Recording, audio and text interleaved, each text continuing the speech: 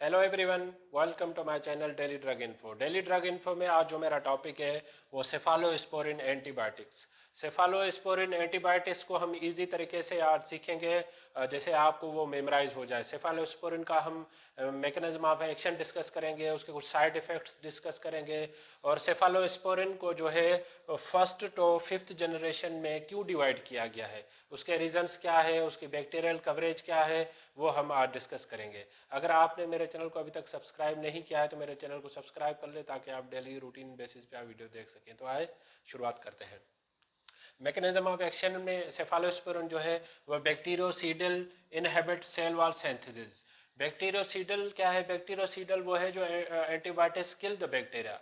कुछ होती हैं बैक्टीरियोस्टैटिक। बैक्टीरियोस्टैटिक वो होती हैं जो बैक्टीरिया को जो ग्रोथ को इनहिबिट करती हैं, लेकिन सेफालोस्पोरिन क्या करती है कि वो सेल वॉल को जो है वो ब्रेक डाउन कर देती है, या जो बैक्टीरिया होता है उसको किल कर देती है। उसके बाद उसके जो सम साइड इफ़ेक्ट्स हैं, एडवर्स रिएक्शंस है, वो कौन से हैं? वो हाइपर सेंसिटिविटी हो सकती है, नेफ्रोटॉक्सिक विथ अमाइनोग्लाइकोसाइड्स। अमाइनोग्लाइकोसाइड्स जो ड्रग्स हैं जिसमें एमिकेसिन है, जेंटामाइसिन है, उससे अगर इसको कॉम्बिनेशन में दी जाए तो नेफ्रोटॉक्सिक या किडनी फेल्यूर होने के चांसेस ज़्यादा होते हैं। और इसको जो है सेफालोस्पोरिन को किन जो है जनरेशन्स में डिवाइड किया गया है, उसमें है first generation, second generation, third generation, fourth generation and fifth generation. हम फर्स्ट जनरेशन वाइज डिस्कस करेंगे, उसके बाद जो है आगे हम देखेंगे कि इसको क्यों जनरेशन में डिवाइड किया गया है।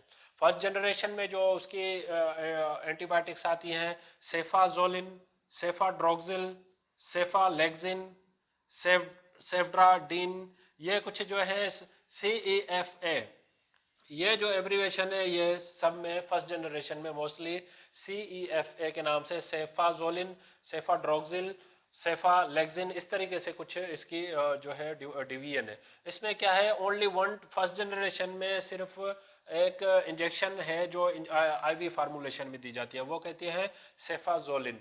बाकी जो भी है ओरल फार्मूलेशन में फर्स्ट जनरेशन में अवेलेबल होती है। अब ये क्या होता है, फर्स्ट जनरेशन की जो बैक्टीरियल कवरेज है वो ग्राम पॉजिटिव पे ज़्यादा है as compare to gram negative. अगर 3 ग्राम पॉजिटिव बैक्टीरिया है 1 to 3, तो उसकी coverage as compare to negative के एक सिंगल नेगेटिव बैक्टीरिया पे होगी। यही हम अगर सेकंड जनरेशन में आते हैं तो सेकंड जनरेशन में जो बैक्टीरियल कवरेज है as compare to first generation वो इक्वल हो जाती है, some gram positive bacteria and some gram negative bacteria.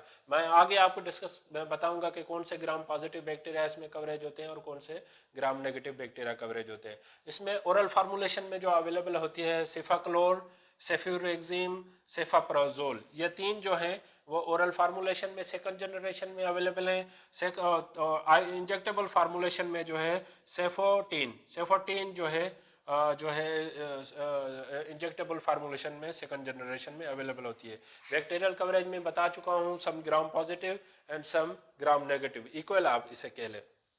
आते हैं थर्ड जनरेशन में। थर्ड जनरेशन में जो बैक्टीरियल कवरेज है वो gram less, more gram negative bacteria, less gram positive bacteria. जो बैक्टीरियल कवरेज होती है ज़्यादातर जो ग्राम पॉजिटिव बैक्टीरिया होते हैं उन पे इफेक्ट कम होता है as compare to gram negative bacteria पे। अब ये देखते हैं कि IV फार्मूलेशन में कौन से हैं एंड ओरल फार्मूलेशन में थर्ड जनरेशन में ड्रग्स कौन सी हैं।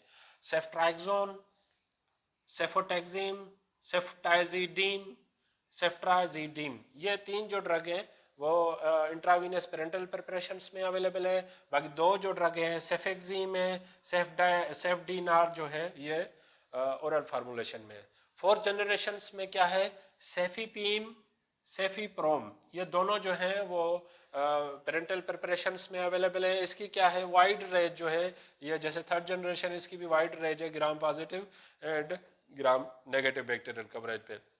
फिफ्थ जनरेशन में जो आती है वो ओनली इंजेक्टेबल फार्मूलेशन में अवेलेबल है। इसमें मोस्टली जो बैक्टीरियल कवरेज है वो ग्राम पॉजिटिव बैक्टीरिया पे ज़्यादा है एज कम्पेयर टू जितनी भी जो है जनरेशन है। इसमें फिफ्थ जनरेशन की gram positive pay bacterial coverage है। उसमें स्पेशली जो है मरसा मिथेसिलिन रेजिस्टेंट स्टाफिलोकोकस ऑरियस जो ग्राम पॉजिटिव बैक्टीरिया है, जो भी फर्स्ट तो फोर्थ जनरेशन इसकी रेजिस्टेंट हो चुकी है, लेकिन फिफ्थ जनरेशन में ये अभी भी ससेप्टेबल है।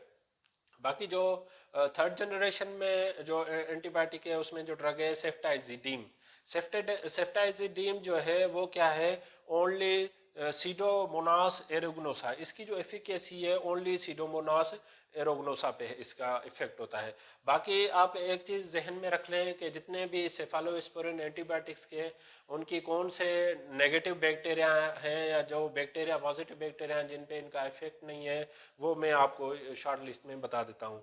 दे have no activity against LAME, ये एक एब्रीवेशन है, लैम हम कह सकते हैं LAME।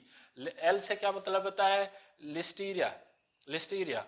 ए से मतलब होता है एटिपिकल माइकोप्लाज्मा, एम से मतलब होता है मर्सा, एंड ई से मतलब होता है इंटेरोकोका। ये कुछ बैक्टीरिया हैं जिन पे सेफालोस्पोरिन का कोई भी इफेक्ट नहीं है। अगर ब्लड कल्चर में ये बैक्टीरिया आ जाते हैं तो आपको cephalosporin as a empiric therapy में भी आप उसको यूज़ ना करें, ताकि उनका कोई बेनिफिट्स इतना नहीं होगा।